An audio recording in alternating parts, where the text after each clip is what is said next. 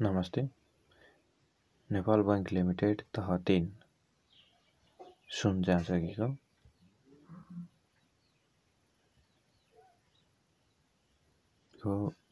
विषयगत प्रश्न उत्तरतर्फ सुन चाँदी कर्जा अन्तर्गतको महत्त्वपूर्ण प्रश्न उत्तरहरू लिएर आएको छु। प्रश्न नम्बर 1 छ, सुन चाँदी कर्जा भनेको के हो? सुन चाँदी कर्जा प्रवाह गर्दा ध्यान दिनुपर्ने कुराहरू के हुन्? 1+4 नम्बरको। यसको उत्तरलाई हामीले यसरी लेख्न सक्छौँ। सुन चाँदी कर्जा सुन चाँदी वा सुन चाँदीबाट बनेका गरगहना, सिक्का तथा भाँडाकुँडाहरूको सुरक्षणमा कुनै व्यक्तिको नाममा प्रदान गरिने कर्जालाई सुन चाँदी कर्जा भनिन्छ। यस किसिमको कर्जालाई सामाजिक उपभोग्य कर्जा अन्तर्गत राखिन्छ। सुन चाँदी दिँदो कर्जालाई व्यक्तिले दैनिक आवश्यकता वा सामाजिक दायित्वमा खर्च गर्न सक्छ। सुन चाँदी कर्जा प्रवाह गर्दा ध्यान दिनुपर्ने कुराहरूमा नेपाल बैंकले सुन चाँदी कर्जा प्रवाह गर्दा देखाएका कुराहरूमा ध्यान दिनुपर्छ। 1 छ, ग्राहकको धितो स्वरूप आएको सुन चाँदीलाई शुद्धता परीक्षण परिणाम एकिन प्रचलित बजार मूल्यका आधारमा कर्जा रकम निर्धारण। 2 छ, बैंकको पूर्व निर्धारित ढाँचामा रितपूर्वक आएको कर्जा निवेदकका आधारमा कर्जा तमसुक तयार पार्ने। 3 छ, ग्राहक पहिचानका कागजातहरू जस्तै नागरिकताको प्रमाणपत्र संलग्न गर्ने। 4 छ, ग्राहकको सुन चाँदी धितो राख्दा सुन चाँदीको गरगहनाको अवस्था एकिन गरी तमसुकमा उल्लेख गर्ने। 5 छ, कर्जा प्रवाह गर्नु पूर्व कर्जाको शर्तहरू र लागतको बारेमा जानकारी दिने। 6 धितोहरू सुरक्षित राख्न सुन चाँदीको बिमा व्यवस्था गर्ने। अन्तमा सुन चाँदीको सुरक्षणमा प्रदान गरिने कर्जा नै सुन चाँदी कर्जा हो। माथि उल्लेखित कुराहरूमा ध्यान दिएर सुन चाँदीको प्रवाह गर्न आवश्यक छ। 2 नम्बरमा छ, नेपाल बैंकमा सुन चाँदी कर्जाका महत्त्व र समस्याहरूको चर्चा गर्नुहोस्। सुन चाँदी कर्जाको महत्त्व। नेपाल बैंकमा सुन चाँदी कर्जा प्रवाह गर्दा देहाय बमोजिमका महत्त्वहरू रहेका छन्। 1 छ, ग्राहकले तत्काल रकम प्राप्त गर्न सक्छ। 2 छ, बैंकले ब्याज आम्दानी प्राप्त गर्दछ। 3 छ, सुन चाँदी सुरक्षण हुने हुँदा न्यूनतम जोखिम हुन्छ। 4 छ, कागजात प्रशोधनमा झन्झट कम हुन्छ। 5 छ, ग्राहकमा बैंकिङ साक्षरता बढ्छ। र 6 छ, ग्राहक र बैंक र ग्राहक बीच विश्वसनीय वातावरणको सिर्जना हुन्छ। अर्को टपिक्समा सुन चाँदी कर्जाका समस्याहरूलाई यसरी लेख्न सक्छौँ हामीले। नेपाल बैंक लिमिटेडमा सुन चाँदी कर्जाको क्रियाकलापमा विभिन्न किसिमका फाइदाहरू भए तापनि केही समस्याहरू देखिन्छन्। ती समस्याहरू देहाय बमोजिम छन्। बजारको जोखिम, तरलताको जोखिम, ब्याज दरको उताप चढाव, सञ्चालन जोखिम, खराब कर्जा हुन सक्ने जोखिम, नक्कली सुन चाँदी हुन सक्ने जोखिम। त्यसै गरी अर्को प्रश्नमा छ, कर्जा तमसुक भनेको के हो? यसको उद्देश्यहरू लेख्नुहोस्। 2+3 नम्बरको। यसलाई हामीले यसरी लेख्न सक्छौँ यसको उत्तरमा। कर्जा तमसुक कर्जा निवेदन दिएपछि सुन चाँदी कर्जा ग्राहकलाई कर्जा प्रदान गर्न बैंकले पूर्व निर्धारित ढाँचामा कर्जा तमसुक बढाइन्छ। यस्तो कर्जा तमसुकमा ग्राहकको 3 पुस्ते विवरण, कर्जा रकम, धितो सुरक्षणको व्यवस्था, ग्राहकको हस्ताक्षर र बैंकले प्रमाणित गरेको हुन्छ। यस्तो धितो तमसुक 2 प्रति हुन्छ। एउटा प्रति ग्राहकले र अर्को प्रति बैंकले राख्ने गर्दछन् र सो तमसुक ग्राहकले आफ्नो प्रति लिएर कर्जा असुली गर्न बैंकमा आउँछ। कर्जा तमसुकका उद्देश्यहरू। सुन चाँदी कर्जा प्रवाह गर्दा बैंकले पूर्व निर्धारित ढाँचामा कर्जा तमसुक पर्ने गर्दछ। यसका उद्देश्यहरू निम्न छन्। 1 छ, ग्राहकको 3 पुस्तेको विवरणको जानकारी लिने। 2 छ, कर्जा रकम र धितो सुरक्षणको व्यवस्था गर्ने। 3 छ, बैंक र कर्जा ग्राहक बीच ऋण सम्झौता। 4 छ, कर्जा ग्राहकले ब्याज सामा भुक्तानी नगरेमा बैंकलाई कर्जा असुलीको लागि प्रमाण राख्न। 4 मा छ कर्जा निश्चित समय र ब्याज दरमा भुक्तानी गर्न गराउन प्रतिबद्धता पत्र। 5 मा छ कर्जा ग्राहकको विवरण सङ्कलन गर्न र 6औं नम्बरमा छ ग्राहक र बैंक बीच विश्वसनीय वातावरण सिर्जना गर्न। त्यसैगरी कर्जा तमसुक तयार गर्दा ध्यान दिनुपर्ने कुराहरूमा बैंकको पूर्वनिर्धारित ढाँचामा तमसुक बनाउनु पर्छ।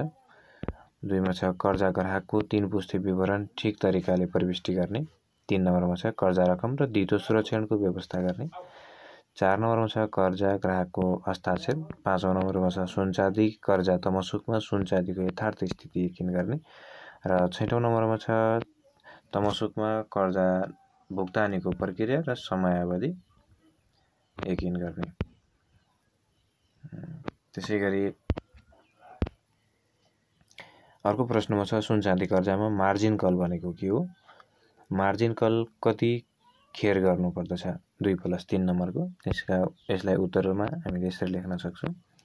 सुनचाँदी कर्जामा धितो बापत राखेको सुनचाँदीको बजार मूल्यमा गिरावट आएमा र कर्जा रकमभन्दा तल झरेमा सो अन्तर रकमलाई परिपूर्ति गर्न बैंकले कर्जाको सामा घटाउन लगाउँछ।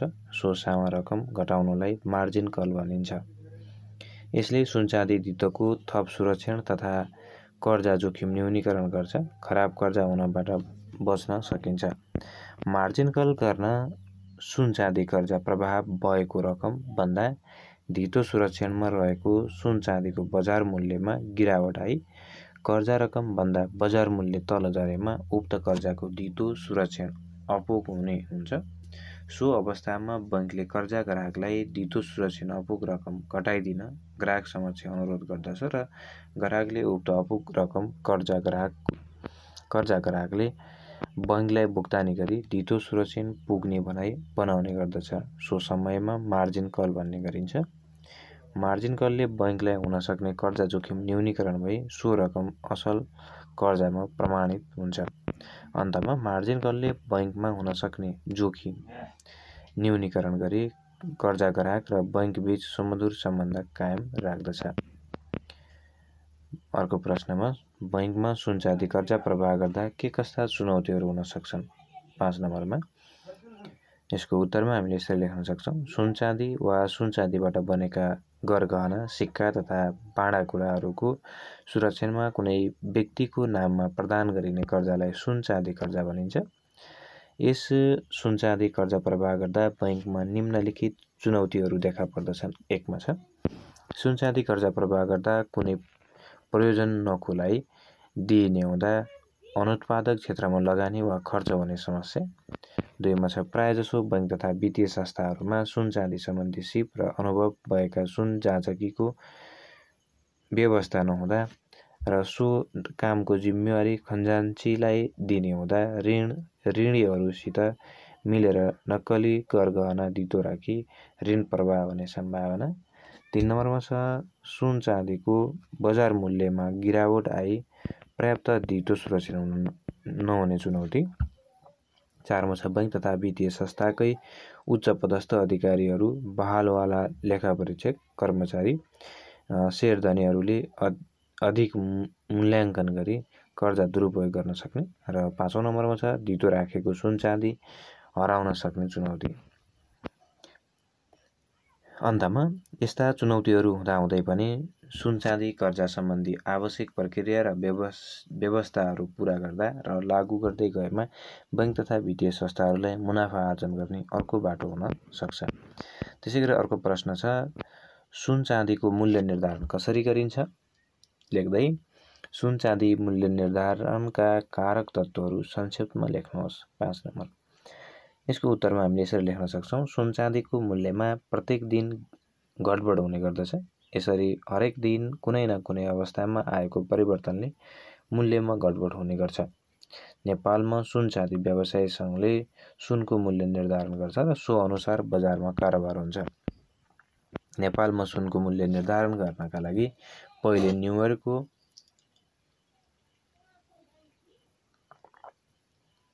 एक्सचेन्ज अन्तर्गत अन्तर्राष्ट्रिय बजारको कारोबार दरलाई आधार लिइन्छ। नेपालको समयअनुसार बिहान 10 बजे सङ्घमा न्युयोर्कको मार्केटको बजार मूल्य र भारत दुबईको मूल्य प्रकृतिलाई आधार मानि नेपालमा मूल्य निर्धारण गरिन्छ। त्यसैगरी नेपाल राष्ट्र बैङ्कले तोकेको विदेशी विनिमय दर अर्थात् डलरको मूल्यको आधारमा निर्धारण हुन्छ। यसका साथै अन्य खर्चमा भन्सार, ह्यान्डलिङ शुल्क र मुनाफा जोडिन्छ। यसरी कायम हुन आएको सुनको मूल्य नै सो दिनको कारोबारका लागि निर्धारण गरिन्छ। सुन चाँदी मूल्य निर्धारणका कारक तत्त्वहरू। सुन चाँदी मूल्य निर्धारण गर्दा विभिन्न किसिमका तत्त्वहरूले प्रभाव पार्ने गर्दछन्। ती तत्त्वहरू निम्न अनुसार छन्। 1 मा छ अन्तर्राष्ट्रिय बजार, 2 मा छ छिमेकी राष्ट्रको मूल्य निर्धारण, 3 मा छ विदेशी विनिमय दर, 4 मा छ सुन चाँदीको गुणस्तर र 5 मा छ भन्सार तथा ह्यान्डलिङ खर्च।